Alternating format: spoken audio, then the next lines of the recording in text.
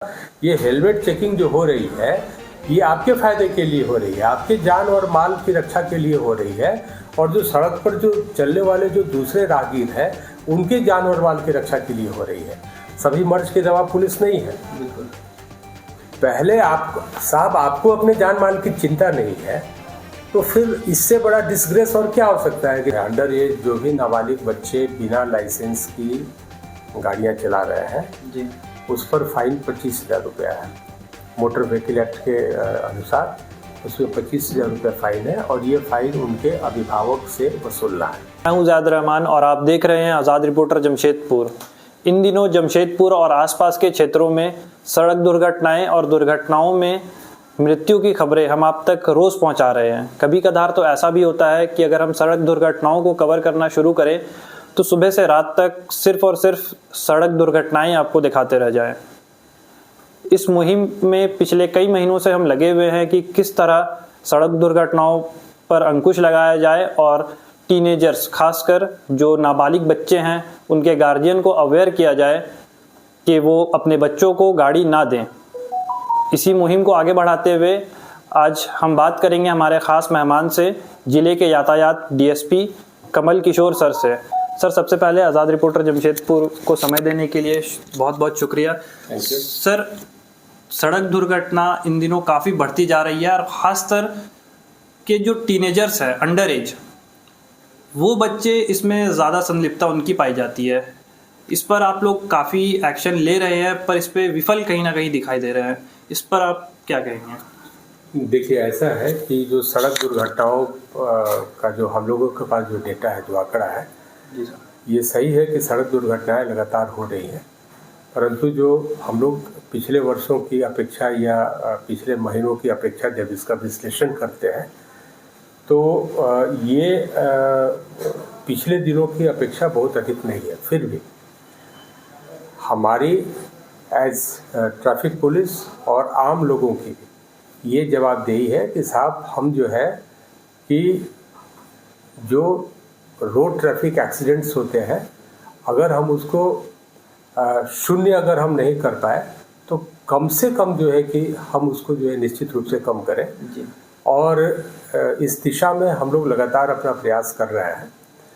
और इसके लिए जो सेंसिटाइजेशन प्रोग्राम्स है, आपने जैसे कहा कि विशेषकर नाबालिग बच्चों के लिए, तो हम लोग डिफरेंट स्कूल्स में अभी जाकर, डिफरेंट कॉलेजेस में जाकर हम लोग ये बच्चों के साथ हम लोग जो है संवाद कर रहे हैं। और हम लोगों ने स्कूल को ये भी कहा है कि बेहतर ये होता है कि जब आप टीचर पेरेंट्स मीटिंग करते हैं तो आप उस दिन एक आधे घंटे का एक प्रोग्राम जो है कि कर लें, ताकि जिन बच्चों के साथ हम संवाद कर रहे हैं उन्हें हम संवेदनशील बना रहे हैं motor vehicle rule and act के प्रावधानों के लिए। तो अगर उनके पेरेंट्स भी अगर साथ में रहें तो मुझे लगता है कि उसका रिजल्ट जो है कि अच्छा होगा। सर, आपने स्कूल और कॉलेज के बच्चों का जिक्र किया है। सर, स्कूल और कॉलेज गाड़ी लेकर जाने वाले, खासकर दो व्हीलर, जो दो चक्का है, इसमें बाइक और स्कूटी आती है, उसमें एक वर्ग 18 से नीचे का है, जो काफ़ी ज़्यादा संख्या है। तो इस पर आपकी क्या राय है? देखिए, इसके लिए जो यहाँ के स्कूल्स हैं, जो स्कूल के जो प्रिंसिपल्स हैं या जो स्कूल की जो मैनेजमेंट है जी, और जो इन बच्चों के अभिभावक हैं, इनका सहयोग हम लोगों को मिलना आवश्यक है। और इस पूरे के पूरे मुहिम में अगर किसी एक स्टेक होल्डर का अगर सबसे अगर अधिक जवाबदारी है तो मैं समझता हूँ कि इन बच्चों के पेरेंट्स का है। इनके जो बच्चे नाबालिग हैं, 18 साल से कम के हैं, उनके पेरेंट्स कैसे उनको अलाउ करते हैं कि आप साथ बिना ड्राइविंग लाइसेंस का, और आप गाड़ी चलाने की आपकी उम्र भी नहीं हुई है, और आप जो है कि गाड़ी कैसे जो है कि दे देते हैं। यदि उन बच्चों को कुछ अगर क्षति होती है तो पूरी की पूरी जवाबदेही उनके पेरेंट्स की है। बाकी एज ट्रैफिक पुलिस जो है, हम लोग, जैसा हमने कहा कि हम लोग सेंसिटाइजेशन प्रोग्राम भी चला रहे हैं, काउंसलिंग प्रोग्राम भी चला रहे हैं। एट द सेम टाइम हम लोग मैसिव चेकिंग करके और ये इंश्योर कर रहे हैं कि जो लोग भी मोटर व्हीकल एक्ट के जो वायलेटर हैं उनको अधिक से अधिक फाइन किया जाए।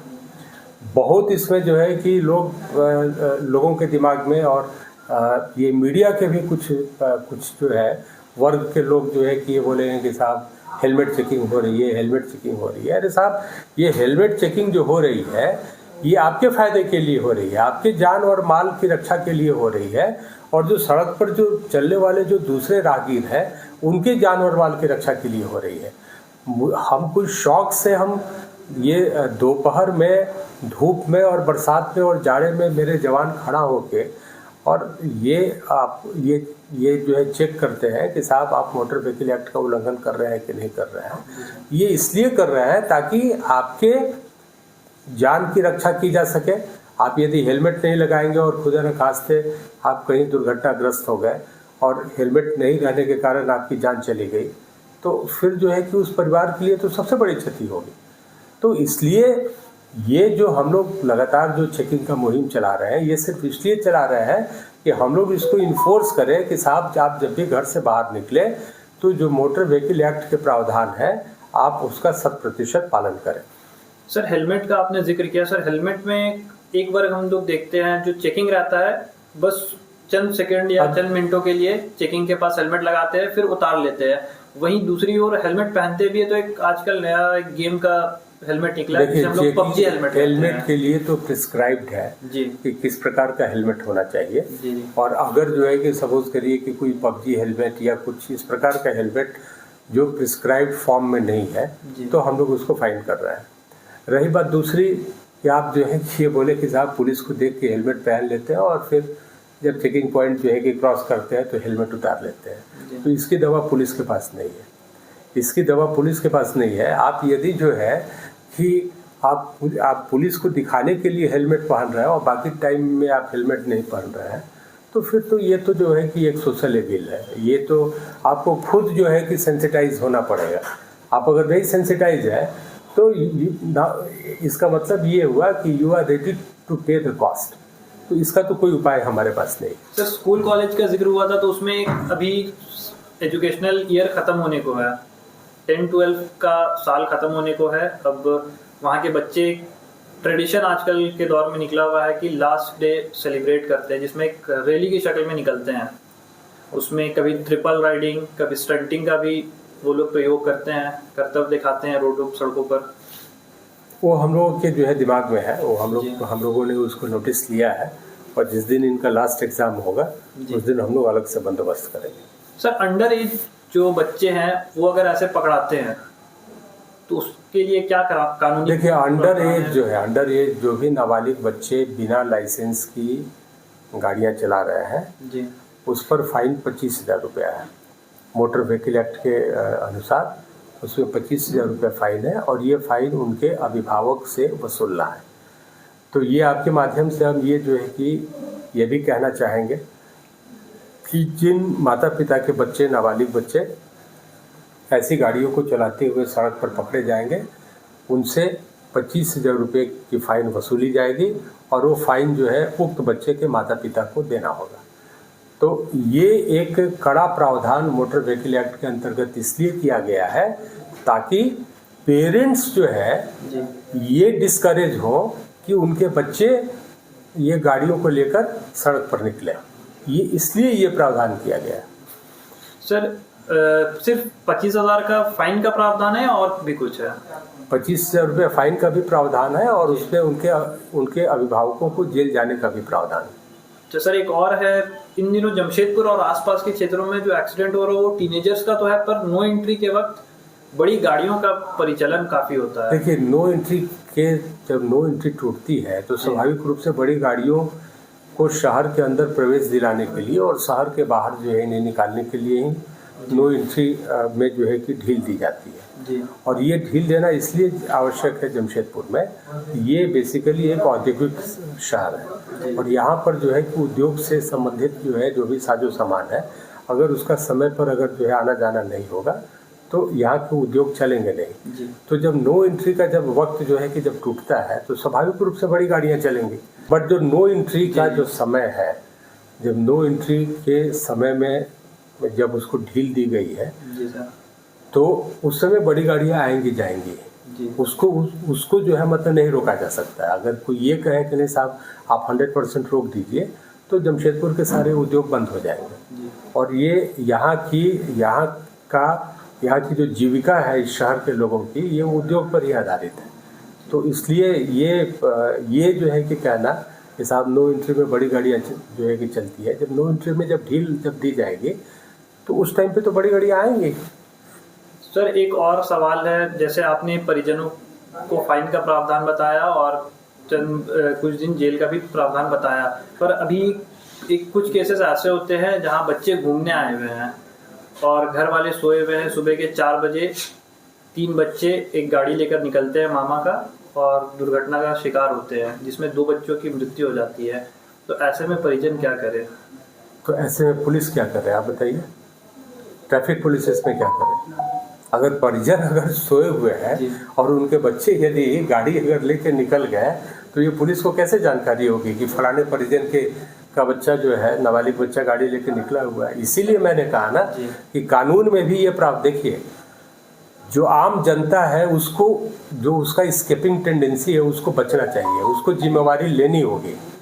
आप सभी मर्ज की दवा जो है पुलिस को ही, सभी मर्ज की दवा पुलिस नहीं है। बिल्कुल। पहले आपको अपने जान माल की चिंता नहीं है तो फिर इससे बड़ा डिसग्रेस और क्या हो सकता है कि दूसरे लोग जो है कि बार बार आपको आपके जान माल के जो है चिंता करवाने के लिए रोड पर खड़े हैं।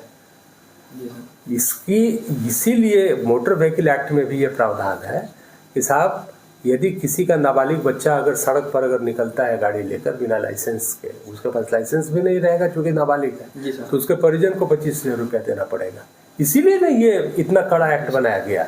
अब कोई सोया हुआ है और मामा का गाड़ी लेके, फूफा का गाड़ी निकल के लेके चला गया, ये सारी जवाबदेही उनके परिजनों को लेनी पड़ेगी। स्पष्ट मैं बोल रहा हूँ, इसकी जवाबदेही पुलिस की नहीं है। आपके बच्चे घर में क्या कर रहे हैं, वो घर से बाहर जो है कि निकल के, अगर एज पेरेंट अगर आप उसकी जवाबदारी अगर नहीं लेते हैं तो फिर आपको अच्छा पेरेंट कहलाने का कोई हक ही नहीं। सर जाते जाते नाबालिग बच्चों को और उनके परिजनों को आपकी तरफ से क्या सुझाव रहेगा? ये बार ये जो है सुझाव दिया जा रहा है, पुनः मैं सुझाव दे रहा हूँ, मैं अपील कर रहा हूँ नाबालिग बच्चों से कि बच्चे अभी जब आप गाड़ियों को चलाने की जो उम्र सीमा है जब आप उसको प्राप्त कर लें तो आप अपने वैलिड लाइसेंस को बनवाएं, ड्राइविंग लाइसेंस को बनवाएं और आराम से मोटर व्हीकल एक्ट के नियमों का पालन करते हुए आराम से आप गाड़ी चलाएं। आपको कोई रोक टोक नहीं करेगा।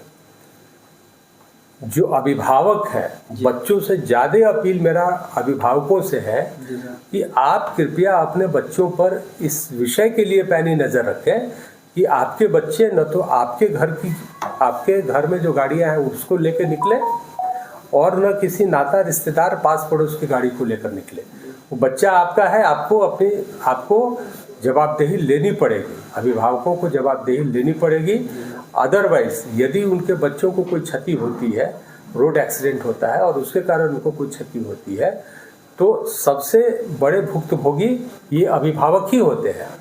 तो इसलिए आपके माध्यम से हम विशेषकर अभिभावकों को हम ये कहना चाहेंगे, उनसे अपील करना चाहेंगे कि आप इसको इंश्योर करें कि आपके नाबालिग बच्चे आपके घर की गाड़ियों को, दूसरे के घर की गाड़ियों को, आपके रिश्तेदार के गाड़ियों को, अपने दोस्तों के गाड़ियों को लेके सड़क पर नहीं निकले। सर जाते जाते एक आखिरी सवाल, स्कूल और कॉलेजेस को भी आप कुछ सुझाव देना चाहेंगे जो अंडर एज बच्चे गाड़ी लेकर आते हैं? मैंने पहले कहा कि जो स्कूल और कॉलेजेस में जब हम लोग जा रहे हैं तो उसमें स्कूल के टीचर्स, प्रिंसिपल, स्कूल मैनेजमेंट के भी लोग रहते हैं। जब हम लोग काउंसलिंग जब करते हैं, सेंसिटाइजेशन प्रोग्राम करते हैं तो हम लोग उनको भी उस पर शामिल करते हैं और उनको भी हम लोग जो है कि ये अपील करते हैं, उनको भी ये हम लोग बताते हैं कि आप अपने स्कूल में ऐसे बच्चों को, जो नाबालिग बच्चे हैं, उनके गाड़ियों को लेकर नहीं आने दें। अगर ऐसे बच्चे आते हैं तो आप पुलिस को खबर करें ताकि हम लोग आगे की कार्रवाई करें। समय देने के लिए बहुत बहुत शुक्रिया सर।